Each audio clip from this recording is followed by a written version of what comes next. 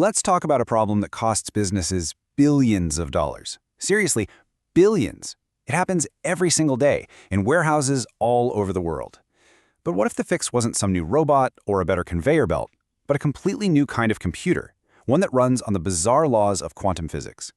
Think about it like this. You're playing a massive, high-stakes game of Tetris, except your playing field is a warehouse the size of a football field, and the blocks are millions of very real, very heavy boxes. Every single move you make, every block you put in the wrong place, costs you real time and real money. For logistics companies, this isn't a game at all. It's a daily billion-dollar headache. So how did things get so complicated?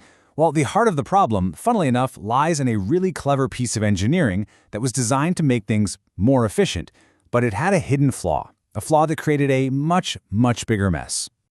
Okay, so the tech we're talking about is called a gravity flow rack. Just picture a giant shelf that's tilted, just a little bit. You load pallets in the back, and they just slide to the front. It's perfect for a first-in, first-out system. The oldest stuff is always ready to go. Simple, right? But here's the catch. It creates a logistical nightmare. What happens when the one specific item you need is stuck way at the back of the line? You have no choice. You have to take out everything in front of it. Every single pallet. Then you grab your item, and now you're stuck with a pile of pallets that you have to find a new home for.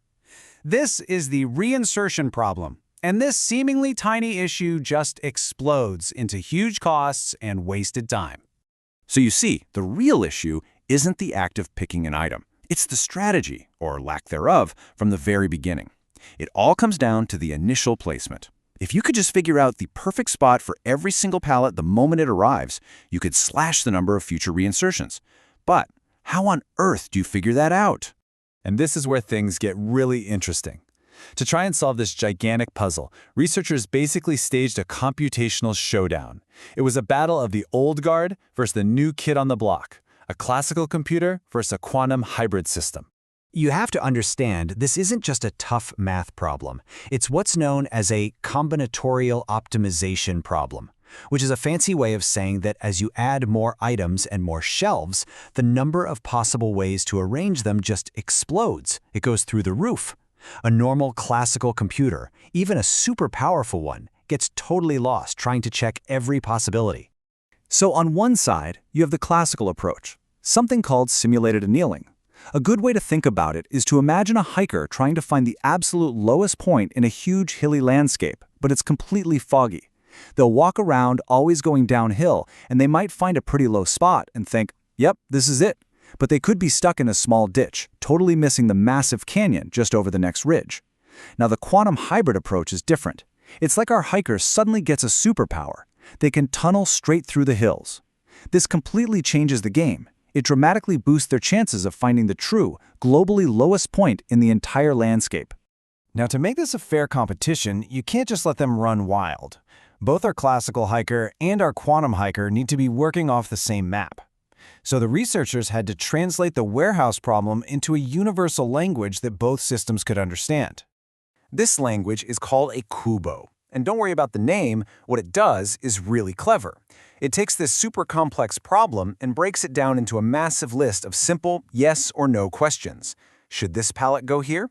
Yes or no. Should that pallet go there? Yes or no. By doing this for every single item, they created a perfectly level playing field for the competition. And the goal for both solvers was simple. Find the item placement with the lowest possible cost. Now, cost here doesn't mean money, it means future work. So if two items get ordered together all the time, putting them far apart gives you a high cost. Putting them close together, that's a low cost. The solver's job was to find the one arrangement that had the lowest total cost for the whole warehouse. All right, so the stage was set, the rules were in place, and it was time for the main event. The researchers basically threw down a gauntlet of challenges, making the problem harder and harder to see which solver would crack first. And what a gauntlet it was. They scaled up the virtual warehouse from a 10 by 10 grid all the way to a massive 25 by 25. They kept cramming more and more items in, making the puzzle exponentially harder to solve. In one corner, you had the trusted classical solver, and in the other, D-Wave's new quantum hybrid system.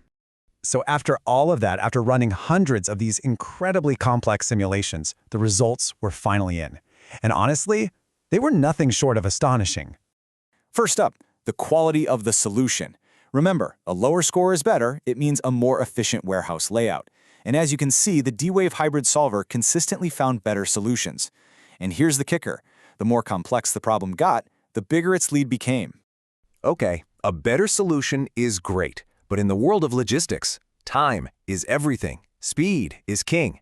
So how did our two solvers do when they were racing against the clock? Let's zoom in on the toughest test of all.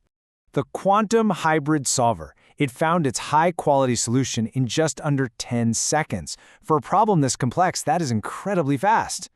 And the classical solver, well, to find a solution of the exact same quality, it took, on average, 849 seconds. That's more than 14 minutes. The difference is just it's night and day. Let me just say that again so it sinks in. The quantum hybrid approach was over 85 times faster. We're not talking about a small, incremental improvement here. This is a revolutionary leap in performance. And look, you don't have to take my word for it. The researchers' own conclusion says it all. As the problems get bigger and more like the real world, the D-Wave system finds better solutions way faster. This is a real, tangible example of what people mean when they talk about quantum advantage. But this is so much bigger than just organizing boxes. This whole experiment is a glimpse into the future of problem solving. It's showing us that problems we once thought were basically unsolvable might actually be within our reach. The exact same kind of mind-bending puzzle that plagues warehouses exists everywhere. Think about optimizing a financial portfolio, or figuring out the best route for an entire fleet of delivery trucks, or creating the most efficient flight schedules for an airline. These are all multi-billion-dollar problems that could be completely transformed by this quantum approach. So we've seen that a quantum computer can fix a warehouse. It really makes you wonder, right? What's next? What other massive, seemingly impossible challenge are we going to solve with this incredible new tool? The future is definitely quantum, and it feels like it's just getting started.